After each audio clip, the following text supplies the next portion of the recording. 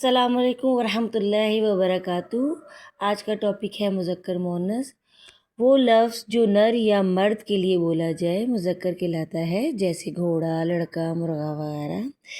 इसी तरह वो लफ्ज़ जो किसी मादा के लिए बोला जाए उसे मुअन्नस कहते हैं, जैसे लड़की, घोड़ी, मुर्गी वगैरह। दर्ज झील में कुछ मुज़क्कर और मुअन्नस दिए गए हैं जिसको हम डिस्कस कर लेते हैं। जी, पहले है अब्बा, अम्मा, उस्ताद, उस्तानी, बेटा, बेटी, भाई, बहन, बादशाह, मलका, पगला, पगली, पठान, पठानी, तरखान, तरखानी, गवाला, गवालन, सुनार, सुनारन, नाग, नागन, बैल, गाय, हाथी, हथनी, मालिक, मालिकन,